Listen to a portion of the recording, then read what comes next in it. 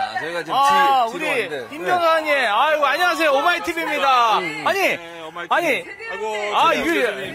남양준대, 아니 자기 소개 좀. 네, 안녕하세요. 임윤태 변호사입니다. 김용 부원장님의 변호인. 화요일, 금요일 최대한으로 외롭지 않게 계속 뭐 만나러 가서 접견하고 또 지금 돌아가는 사정도 좀 말씀드리고 있습니다. 많이 갑갑해 하시는데요. 그래도 이제 봄이 빨리 왔으니까 희망을 갖고 하여튼 최대한 이 조작, 검찰 조작 이 사건에 대해서 최대한 명백한 진실을 밝히고 빨리 좀 나오셔서 이 기쁨을 같이 계엄을 우리 힘으로 막아내고 같이 함께 이제 이 새로운 개혁과 또 우리 그 민주주의의 또 무너진 민주주의를 세우는데 같이 동참하셨으면 하는 마음입니다. 김용 부원장님은 지금 어느 쪽에 계시죠? 지난번 서울구치소에 계시다가요. 워낙에 이 정권 들어서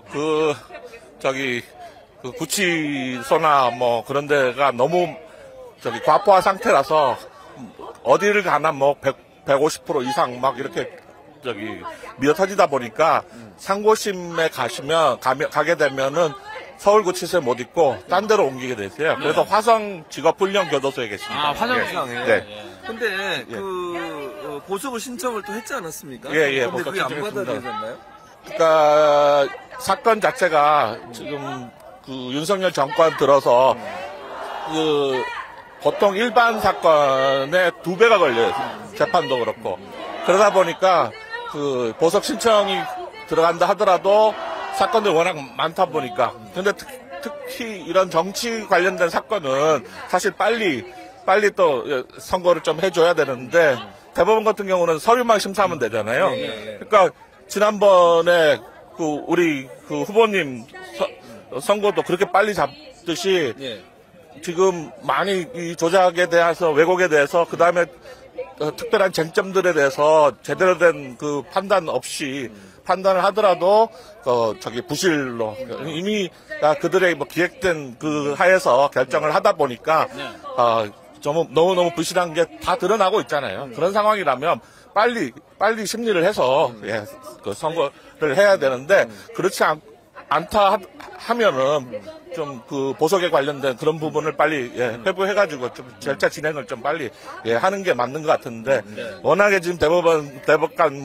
구성도 그렇고 그러니까 지금 이 내란의 아직 마무리되지 않는 상태니까 그런 부분도 영향을 미치고 있다고 생각됩니다. 그리고 최윤기 씨 지난번 이제 성남시 의회 의장이었죠. 최윤기 그 다음에 정영학 두 사람의 발언이 바뀌고 있고 증언이 바뀌고 있습니다. 이게 재판에 영향을 미칠 가능성이 있습니까? 충분히 미칠 가능성이 있고요.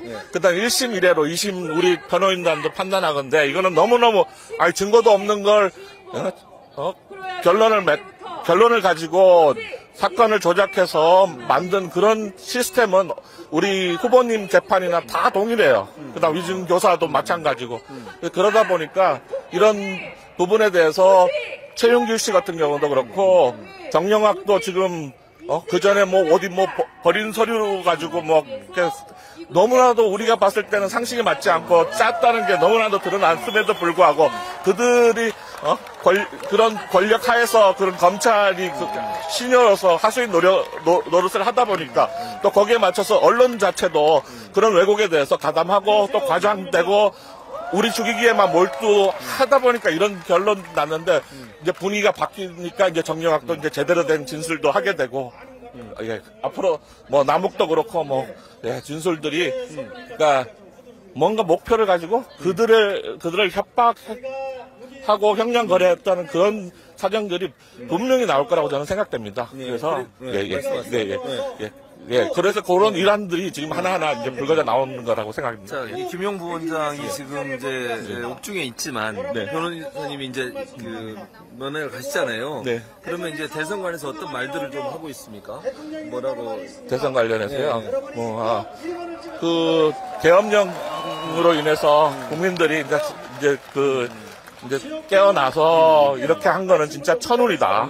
나라가 이제 막을 수 있는 좋은 기회인데 지금 아직 내란이 아직 끝나지 않은 상태니까 조심하고 또 조심해야 된다. 뭐 그런 점들, 네. 그러니까 뭐 흔들림 없이 잘 있는 거죠. 그러니까 많은 분이 걱정을 많이 하셔가지고 왜냐면 뭐 그 구글 타임라인 같은 경우는 완전히 무시가 되고 이러니까 명백한 증거인데 받아들이지 않고 이러면 실망이 크잖아요. 그렇죠. 당연히 2심에서는 뒤집어질 거로 생각을 했는데 그게 그냥 그대로 가니까 너무 상심이 클 것 같아서 걱정이 돼서 그래요. 근데 그런 건 없습니다. 그런 거는 뭐 우리 변호인단도 그렇고 걱정하지 않습니다. 걱정하지 않는데 이제 이 사법 카르텔이라는 게 지금 아직도 그게 좀 정리가 안 된 그런 상황이니까 하여튼 그런 것도 빨리 정리가 되고 그래야 좀 김용 부원장님이 좀 희망이 좀 더.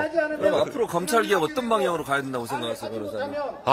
이거는 너무너무 지금 썩을 대로 썩어져 있고 그동안에 역사적으로 봤을 때 검찰은 권력의 하수인 역할을 충실히 이행해 오다가 어느 정도 권력의 누수 내지는 권력과 손을 잡으면서 검찰 출신이 대통령이 되고 권력의 핵심이 되다 보니까 그들의 권한을 통제할 그 한계가 없다 보고 그동안에 숨어서도 그동안에 우리 국민이 제대로 좀 인식하지 못한 그런 부분에서 룸사롱 정치라든지 여러 가지 이제 비리라든지 그런 부분들에 대해서 스스로가 그런 걸 저지르면서도 전혀 양심에 꺼리낌 없이 당연히 이건 자기네들 권리나 권한의 양 이렇게 행사해 왔었는데요. 검찰 개혁은 일단 저도 이제 고민을 많이 해왔어요. 압수수색부터 너무나 인권 침해도 많았고 그것을 네가 어떻게 할 건데 거기에 대해서 변호사가 거론한다 하더라도 그들은 기소권을 독점하고 있기 때문에 그 부분에 대해서는 아무리 변호사들이 또 나중에 또 보복이 두려워서라도 변호사는 어느 선을 좀 넘을 수는 없는 상황입니다. 근데 이번에 정치개혁과 더불어서 검찰개혁은 반드시 이루어져야 되는데요. 그 방법에 대해서는 저도 그동안에 어떤 겪은 것들이 많기 때문에 저도 좀 많이 갖고 있습니다. 그럼 예를 들자면 검찰 직선제라든지 기본적으로 틀 좀 바꿔야 되는데요. 검찰 기소와 분리시켜가지고 검찰을 그러니까 지금의 그 검찰이